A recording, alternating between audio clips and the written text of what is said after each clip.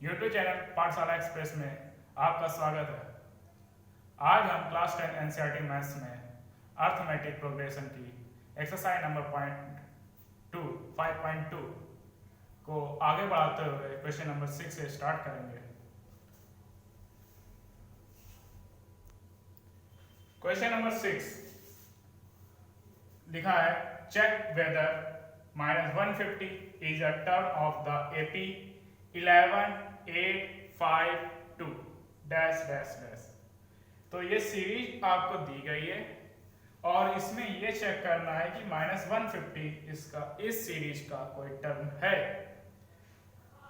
तो इसको करने से पहले एक बात क्लियर कर लेते हैं कि सीरीज में कभी भी n की वैल्यू निगेटिव नहीं मिलेगी आपको और रैशनल नंबर नहीं मिलेगा, और इसी के साथ अगर रैशनल नहीं है तो डेसिमल भी नहीं मिलेगा।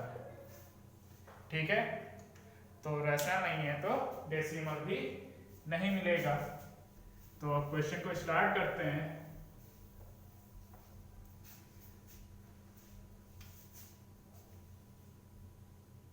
तो जो नंबर हमसे पूछा गया है सीरीज में कि ये होगा या नहीं होगा, तो वो नंबर हमारे लिए an का काम करेगा। -150 हो गया। जो टर्म हमको नहीं मालूम है उसको मैंने मान लिया कि nth टर्म होगा।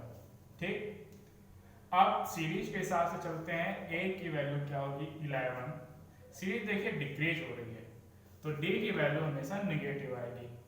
तो 8 - 11 - 3। ठीक, अब सॉल्यूशन क्या है, an आपने फॉर्मूला पढ़ा है, an equal to a plus n minus 1 into D होता है। ठीक है, a plus n minus 1 into D है। अब जो वैल्यू हमको पता है यहाँ पर इस फॉर्मूले में पुट कर दें। an की वैल्यू पता है -150 हो गया, a की वैल्यू पता है 11 हो गया, ये n माइनस 1 इंटू डी की वैल्यू पता है आपको -3। अब देखिए -150 11 को इस साइड भेजेंगे तो -11 हो गया। ठीक है, ये n माइनस 1 -3। अब ये हो जाएगा -161 और -3 यहाँ पर मल्टीप्लाई में इसके साथ वो डिवाइड में आ जाएगा -3 और ये n माइनस 1। तो देखिए n माइनस 1 इक्वल टू क्या हो जाएगा, डिवाइड कर देंगे तो 5 टाइम में पहले गया, रिमाइंडर बचा 1 1 1 11, 3 टाइम में डिवाइड हो गया 9 हुआ, तो रिमाइंडर बचा 2 और 0 लिया तो डेसिमल लगाएंगे और 6 टाइम में फिर 2 फिर 6 तो 53.66 आ गया। तो n की वैल्यू अब 1 उधर भेजेंगे, n की वैल्यू प्राप्त करनी है तो 1 को उधर भेज देंगे। 53.66 प्लस 1 तो आंसर मिला 54.66। तो n की वैल्यू आपकी हो गई 54.66। क्या ऐसी कभी पोजीशन हो सकती है? n की वैल्यू मैंने शुरुआत में ही बता दी कि डेसिमल या रैशनल नंबर या नेगेटिव नंबर नहीं होगा, तो ये 150 इस सीरीज का कोई टर्म होगा या नहीं होगा। तो आंसर क्या मिलेगा, नो। नेक्स्ट, तो देखिए 7th क्वेश्चन लिखा है, find the 31st term of an AP whose 11th term is 38 and the 16th term of is 73। तो 16th टर्म दे रखा है, 11th टर्म दे रखा है और आपसे पूछा गया है 31st टर्म बताना है आपको। तो इसके लिए जो पहले आपको दिया गया है वो नोट करेंगे। उससे पहले आप यहाँ पर सॉल्यूशन करने से पहले, सॉल्यूशन करते समय सबसे पहले लेट करेंगे, let first term a common difference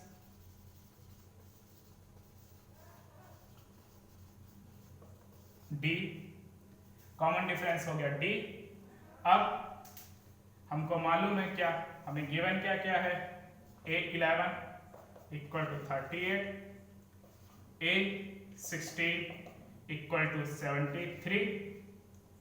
अब देखिए A11, A और D आपको फर्स्ट टर्म मालूम है, A कॉमन डिफरेंस मालूम है D, तो A11 क्या हो जाएगा, A plus 10D equal to 38। Next A16 की वैल्यू A प्लस 15D, एक कम हो जाता है, मालूम है जनरल फॉर्मूले से हमने बताया है, 15D 73 हो गया। अब क्या करेंगे, दो इक्वेशन आपके पास हो गए, सब्ट्रैक्ट कर देंगे इक्वेशंस को, ये आपका हो गया -5D इक्वल टू माइनस, इसमें सब्ट्रैक्ट करेंगे 73 में से 38 माइनस करेंगे, आप साइड में सब्ट्रैक्ट कर लें 5 और ये 3, तो -35 बचेगा। ठीक है, अब D की वैल्यू क्या हो जाएगी, -35 अपॉन में -5। ठीक है, और ये हो गया आपका 7, तो D की वैल्यू आपको मिल गई है 7। अब D की वैल्यू मालूम है, हमको चाहिए अब A की वैल्यू, जिससे कि हम 31st टर्म फाइंड कर सकें। तो उसके लिए हमें क्या करना होगा, D की वैल्यू इक्वेशन फर्स्ट में पुट करनी होगी। तो A प्लस क्या हो जाएगा, इधर 10 इंटू 7 इक्वल टू 38, फिर A प्लस ये 70 हो गया इक्वल टू 38, तो A इक्वल टू 38 माइनस 70 हो जाएगा, साइड चेंज करेंगे निगेटिव में हो जाएगा, तो यहाँ पर क्या आएगा 2 3, माइनस का A की वैल्यू आई -32। अब क्या होगा,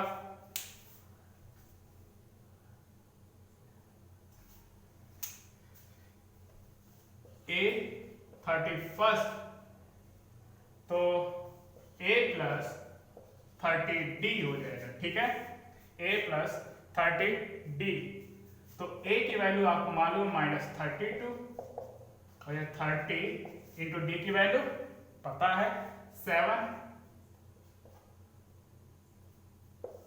तो यहां कर लेते हैं A31 माइनस 32 और ये 210। ठीक है, अब इसमें सब्ट्रैक्ट कर देंगे तो 178 31st टर्म इस सीरीज का हो जाएगा, नोट कर लीजिए। नेक्स्ट, तो देखिए इस एक्सरसाइज का question number 8 just 7th last question की तरह है, 7th की तरह, बस इसमें लैंग्वेज को समझना होगा थोड़ा सा। बोला गया है थर्ड टर्म इज 12। ठीक, अब फिर से पढ़िए, an AP consist of 50 term of which third term is 12। तो एपी सीरीज में कितने टर्म कंसिस्ट कर रहे, कितने टर्म हैं, 50 टर्म है। लास्ट टर्म 106 है, फाइंड द 29th टर्म। तो देखिए अगर 50 है टर्म, तो लास्ट टर्म में क्या होगा, A50 हो जाएगा, तो A50 आपका 106 हो गया, भाई इसी को लैंग्वेज में लिख दिया, पिछले क्वेश्चन में डायरेक्टली दिया था, और थर्ड टर्म इसमें बोल दिया A3 की वैल्यू 12 है, और आपसे A29 पूछ लिया है, वही चीज इसमें आप पहले लेट कर लीजिएगा, जैसे कि लास्ट क्वेश्चन में किया था, लेट कर रहा, let first term is A and common difference D। ठीक है, तो A50 A plus 49 D equal to 106। अब A3 क्या हो जाएगा, A plus 3 minus 1 2D equal to 12। Equation first, equation second subtract कर लेंगे, घटा लेंगे, तो माइनस का 47D हो जाएगा, सॉरी प्लस 47D, और ये आ जाएगा आपका 106 से 94 आ जाएगा 12। तो d इक्वल टू 94 अपॉन में 47 डिवाइड कर दिया, 2 टाइम में चला गया, d की वैल्यू तो 2 आ गई। अब d की वैल्यू 2 आ गई तो a की वैल्यू फाइंड करना है, वही इक्वेशन फर्स्ट में पुट कर देंगे। तो a प्लस 49 इंटू डी की वैल्यू 2 इक्वल टू 106। तो a प्लस 98 इक्वल टू 106। तो a इक्वल टू 106 माइनस 98, ये मिल गया a की वैल्यू 8। अब हमारा काम है 29th टर्म फाइंड करना। तो a29 equal to a plus 28 d, a की वैल्यू 8, 28 इंटू 2, 8 प्लस 56 ऐड किया 64 आ गया, a29 की वैल्यू 64। नोट डाउन कर लीजिए। तो एक्सरसाइज का 9th क्वेश्चन, इसमें क्या है, इसमें आपको 3rd एंड 9th टर्म दे रखा है और पूछ लिया है कि जीरो कौन सा टर्म होगा इस सीरीज का, सीक्वेंस में जीरो कौन से टर्म होगा। तो 3rd टर्म यानी कि a3 की वैल्यू आपको मालूम है 4, a9 की वैल्यू मालूम है -8, तो a3 और जो टर्म हमको पता करना है कि ये होगा वो मान लिया सीरीज में n टर्म है, मान लिया सीरीज में n टर्म है, तो an जो होगा वो 0 होगा, ठीक है। तो a3 बराबर a plus 2d equal to क्या हो जाएगा 4, और ये a प्लस 9 तो ये 8 हो जाएगा, 8d इक्वल टू -8। अब इसको क्या करेंगे, सब्ट्रैक्ट कर लेंगे, a और d लाना है हमको पहले बात तो सब्ट्रैक्ट किया, ये 0 हो गया और माइनस का 6d और ये ऐड हो जाएगा 12, तो d इक्वल टू 12 अपॉन में -6, आंसर मिला -2। d तो वैल्यू आ गई, d की वैल्यू आ गई, पुट करेंगे किसमें, फर्स्ट इक्वेशन में, तो पुट कर दीजिए a plus 2d 2 into -2 equal to 4, तो a माइनस 4 इक्वल टू 4, तो a की वैल्यू क्या आई 4 प्लस 4 यानी कि 8, तो a की वैल्यू 8 आ गई एंड d की वैल्यू -2 है। तो हमको मालूम है, हमने nth टर्म को ही 0 माना है, तो हमें nth टर्म को ही 0 माना है, तो हमें n की वैल्यू निकालनी है।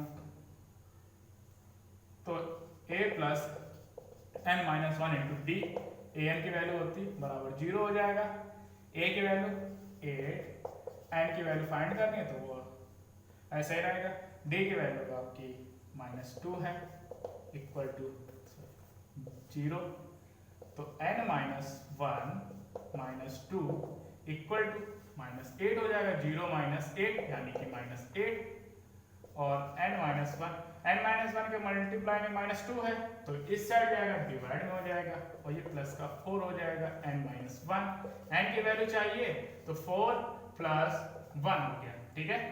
तो n इक्वल टू 5 आ गया, n इक्वल टू 5 आ गया, यानी कि a5 आपका टर्म जो होगा वो 0 होगा। नेक्स्ट, तो देखिए क्वेश्चन नंबर 10 किस प्रकार से करेंगे, लैंग्वेज को ध्यान से पढ़ें। The 70th term of an AP exceed etch 10th term by 7। इसमें क्या है, इसको मैथमेटिकल फॉर्म में लिखेंगे तो 17th टर्म जो है यानी कि a17 जो है 10th टर्म से एक्सीड है, कितना 7, एक्सीड मतलब ज्यादा, तो a10 प्लस 7, a10 प्लस 7 है, तो हमको कॉमन डिफरेंस फाइंड करना है। तो तो आपको मालूम है फर्स्ट टर्म ए है, कॉमन डिफरेंस सेलेक्ट कर लेते हैं डी, तो हमें डी की वैल्यू चाहिए। तो A17 nth टर्म के फॉर्मूले के हिसाब से क्या होगा, a plus 16d equal to A10 की वैल्यू क्या होगी, a प्लस 9d प्लस 7। ठीक, तो a से ये a कैंसिल, इस साइड आएगा निगेटिव हो जाएगा, plus a minus a zero हो जाएगा। 16d minus 9d equal to 7, तो यहाँ पर कितना आ जाएगा, 7d इक्वल टू 7, तो d की वैल्यू आ गई 7/7, आंसर मिला 1, तो आपका d की वैल्यू 1 हो गई। नेक्स्ट, तो देखिए क्वेश्चन नंबर 11 में, which term of the AP, इस सीरीज का कौन सा term will be 130 more than it's 54th term, 54th term से 132 ज्यादा होगा, मोर होगा मतलब ज्यादा होगा। तो इस सीरीज का इससे 132, तो हमें मालूम है 54 को क्या लिखेंगे, A54, और उससे 132। मान लिया कि nth टर्म जो होगा इस सीरीज का, nth टर्म जो होगा वो 54th टर्म से 132 ज्यादा होगा, तो हमने an ले लिया, an इक्वल टू, ये इक्वेशन बन गई। अब a की वैल्यू आपको पहले से पता है, a की वैल्यू आपको मालूम है, सीरीज के हिसाब से देखिए 3 हो गई, और d की वैल्यू 15 माइनस 3 यानी कि 12। ठीक है, तो अब इस इक्वेशन में पुट कर देंगे, ये सबसे पहले लिखेंगे, ठीक है, बाद में इसको चलिए हम इरेज कर देते हैं। तो a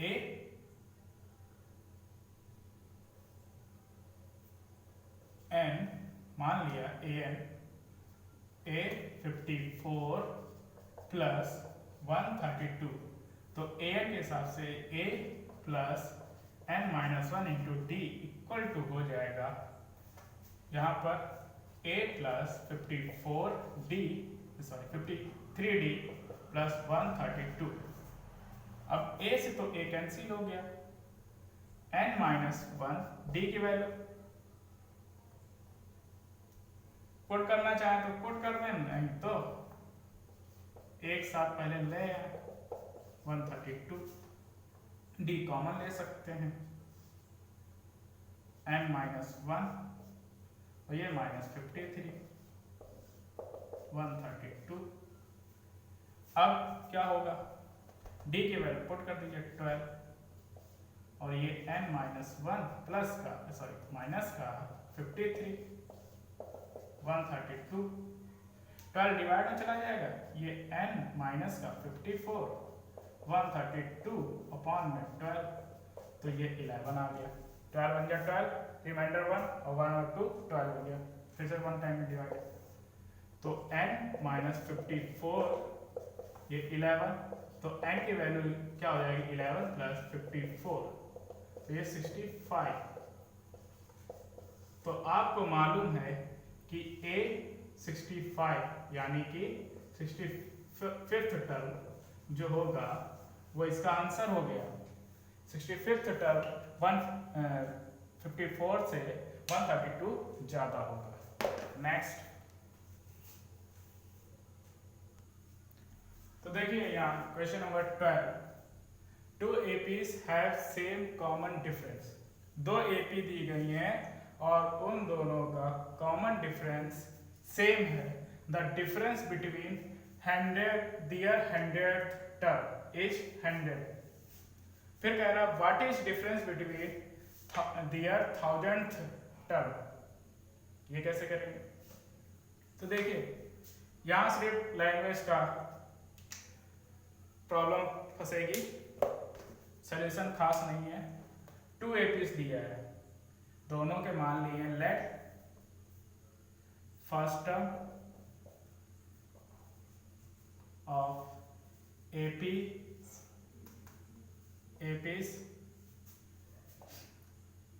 A and A dash, ठीक है। कॉमन डिफरेंस डी, डी ही मानना पड़ेगा, दोनों का डी हो जाएगा, कॉमन डिफरेंस दोनों का सेम है इसलिए डी हो जाएगा। अब इनका 100th टर्म क्या हो जाएगा, फर्स्ट सीरीज का 100th term according to question लिख लेते हैं।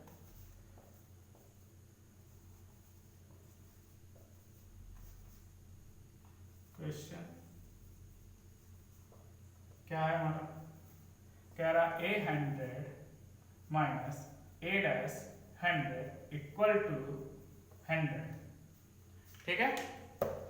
A100 minus A dash 100 equal to 100, तो A100 की वैल्यू क्या होगी, A प्लस 99D माइनस इसमें क्या होगी, इसका तो फर्स्ट टर्म A डैश है प्लस 99D हो जाएगी, दोनों का D सेम है, इक्वल टू 100।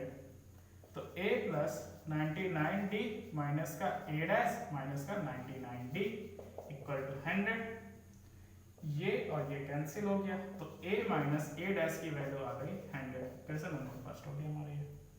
अब 1000 की बात कर लेते हैं। A1000 first series first AP and second AP, A1000 dash लगा दिया, और ये हमें पता नहीं है, पता करना है। तो देखिए A plus 999D minus A plus 999D, तो A sorry dash plus 999D minus A dash minus में 99D हो जाएगा, ये और ये कैंसिल हो गया, बचा क्या A माइनस A डैश, और ये किसके बराबर है, 100 के बराबर है। यहाँ लिख देंगे फ्रॉम इक्वेशन फर्स्ट 100 आ गया। तो हमको मालूम है उनके 1000th टर्म का डिफरेंस भी 100 ही होगा।